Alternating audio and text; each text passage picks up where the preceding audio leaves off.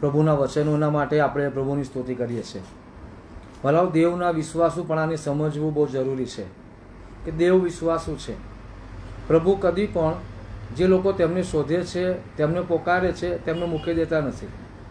આ પૃથ્વી પર એવા કેટલા બધા લોકો છે કે જેમણે દેવના માર્ગોમાં ચાલવાનું પસંદ નથી કર્યું, પણ પોતાની રીતે જીવવાનું પસંદ કર્યું છે.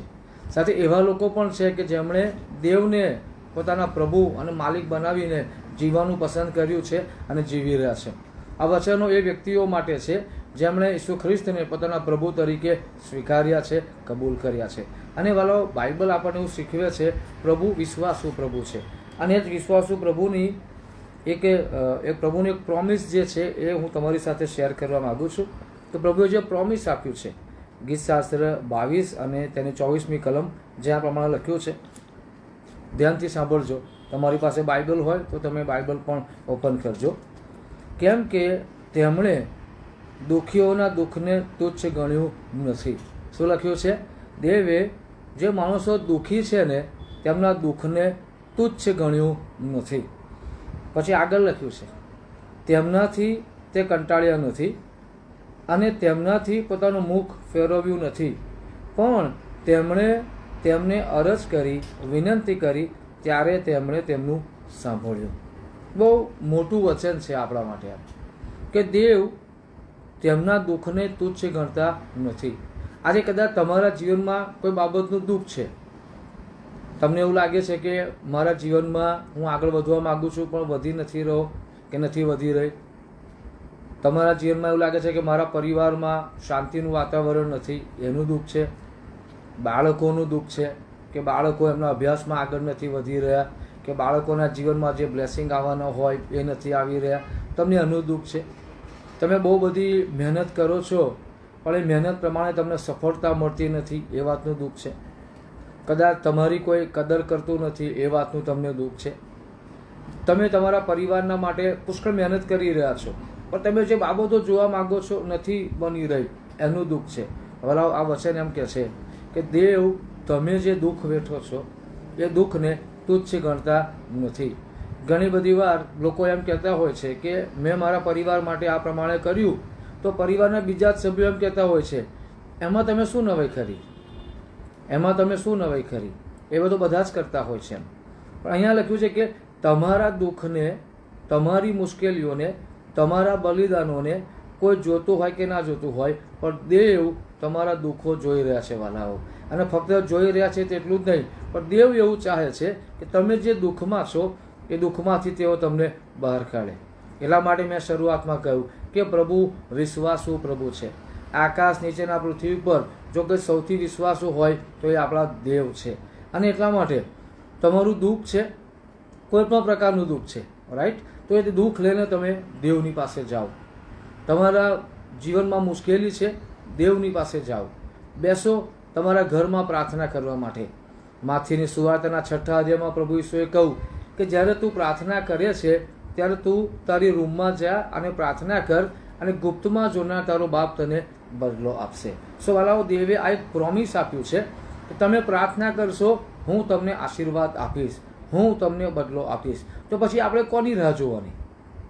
શા માટે આપણે જે દુઃખનો સમય છે તેને લંબાવવાનો? ઘણા બધા લોકો પોતાના જીવનમાં જે પરિસ્થિતિ હોય છે તેમાં સ્વદયા ખાતા હોય છે કે મારા જીવનમાં આવું છે, મારા જીવનમાં. આપણે એવું કરવાની જરૂર નથી, કેમ કે આપણે દેવના બાળકો છે. તમારા જીવનમાં દુઃખ છે, પ્રભુને જેને કહો. મુશ્કેલી છે, પ્રભુને જેને કહો. એ કોઈ પણ પ્રકારનું દુઃખ છે. અહીંયા એવું લખ્યું છે વાલાઓ, ધ્યાનથી આપણે વાંચીએ કે તેમણે દુઃખીઓના દુઃખને તુચ્છ ગણ્યું નથી, તેમનાથી કંટાળ્યા નથી. આજે ઘણી બધી વાર તમે કોઈ વાત જ્યારે બીજાને કરો કે મારા જીવનમાં આ દુઃખ છે, મારા લાઈફમાં આ પ્રોબ્લેમ છે, તો કદાચ માણસો તમારાથી કંટાળી જાય કે યાર આ શું વારંવાર એકને એક વાત કર્યા કરે છે. અહીંયા એવું લખ્યું છે, દેવ તમારાથી મારાથી કંટાળતા નથી અને તમારા મારાથી પોતાનું મુખ ફેરવતા નથી. મતલબ આટલું મોટું અશ્યોરન્સ દેવે આપણને આપ્યું છે કે દેવ તમારા મારાથી મુખ ફેરવતા નથી. તમને કદાચ અનુભવ હશે, મને થયા છે, બીજાઓના મેં ઘણું બધું જોયું છે, એટલા માટે કે ઘણા બધા લોકો શું કરે કે કે આ વ્યક્તિને નહીં બોલાવવાનો, કે જ્યારે આ વ્યક્તિ આવતો હોય તો કે અવળા ફરી જવાનું. કેમ? તો કે આ વ્યક્તિ કશી જરૂરત છે એટલા માટે આવ્યા છે, કોઈ દુઃખ છે, કોઈ મુશ્કેલી છે એટલા માટે આપણી પાસે આવ્યા છે. પણ ધન્યવાદ આપીએ છીએ દેવને, સ્તુતિ કરીએ છીએ દેવની, જે તમારાથી મારાથી મુખ ફેરવતા નથી. ભલા આજે તમારું દુઃખ ગમે તેટલું મોટું હોય, પણ યાદ રાખો તમારું જે દુઃખ છે ને એના કરતાં દેવ મોટા છે. ઈશ્વરને તમારા જીવનમાં જે દુઃખ છે તેને દૂર કરવામાં રસ છે. કારણ કે યહોવા દેવ એ જુએ છે કે મારા દીકરા પ્રભુ ઈસુ ખ્રિસ્તે બધા માણસ જાતના દુઃખ પોતા ઉપર લઈ લીધા છે. એટલા માટે યશાયા 53માં લખ્યું છે તેમણે આપણા દુઃખ અને દર્દ વેઠી લીધા છે, કે જેથી કરીને આપણે વેઠવા ના પડે. તો વાલા કોની રાહ જુઓ છો? નિરાશામાં છો, નિષ્ફળતામાં છો?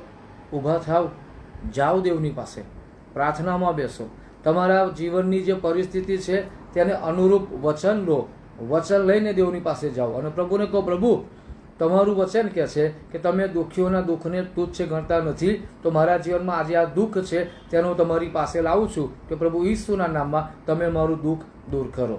પ્રભુ ઘણા સમયથી હું નિષ્ફળતાનો સામનો કરી રહ્યો છું કે કરી રહી છું, તમે આ દુઃખ મારા જીવનમાંથી દૂર કરો.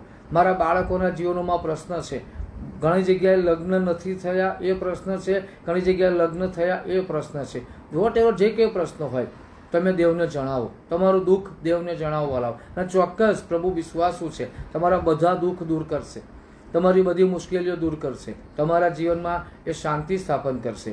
એટલા માટે ગીતશાસ્ત્ર 29માં લખ્યું છે, દેવ પોતાના લોકોને શાંતિનો આશીર્વાદ આપશે, શાંતિનો આશીર્વાદ આપશે. માટે નિરાશ ના થશો, ના હિંમત ના થશો. શૈતાન આવીને તમારું મનોબળ તોડવાનો પ્રયત્ન કરતો હોય, તારી લાઈફમાં કશું સારું થશે નહીં, ખંખેરી નાખો એ નકારાત્મક વિચારોને. વચન લો, જાઓ અને બેસો. બરાબર એ દેવ જે દેવે હાન્નાનું દુઃખ દૂર કર્યું પહેલા સમુએલના પહેલા અધ્યાયમાં, કે હાન્નાના જીવનમાં બાળકો નહોતા અને હાન્ના યહોવા દેવની પાસે ગયા અને દેવને તેમણે પોતાનું દુઃખ જણાવ્યું અને દેવે તેમના જીવનમાંથી દુઃખ દૂર કર્યું. તેમને બાળકો નહોતા અને દેવે સમુએલનું દાન આપ્યું. ઇવન આપણે આગળ જોઈએ છીએ કે દેવે બીજા બાળકો પણ હાન્નાના જીવનમાં આપ્યા. ઘણી બધી વાર આપણે શું કરીએ છીએ, આપણું દુઃખ દેવને જણાવવાના બદલે લોકોને જણાવીએ છીએ. ઓફકોર્સ આપણા મિત્રો હોય, આપણા સેવકો બાળકો હોય, જેમના પર આપણે ભરોસો મૂકી શકતા હોય, આપણે આપણી વાત શેર કરીએ છીએ, પણ આપણે યાદ રાખીએ વાલાઓ, આપણે પણ દેવની પાસે જવાની જરૂરિયાત છે. આજે આ દેવનું વચન તમારા માટે છે, આ દેવનું વચન મારા માટે છે. દેવ તમારા દુઃખને તુચ્છ ગણતા નથી. સો ઊભા થાવ, સમય ના બગાડશો. હું એક બાબત શીખ્યો મારા લાઈફમાં કે કોઈ પ્રશ્નને તમારા જીવનમાં કેટલો સમય રાખવો એ તમે નક્કી કરો છો. કોઈ પ્રશ્ન છે, કોઈ પણ બાબત છે, મુશ્કેલી છે, બીમારી છે, કે વોટ એવર કંઈ પણ છે, તેને તમારા લાઈફમાં કેટલો સમય રાખવું એ તમે નક્કી કરો છો.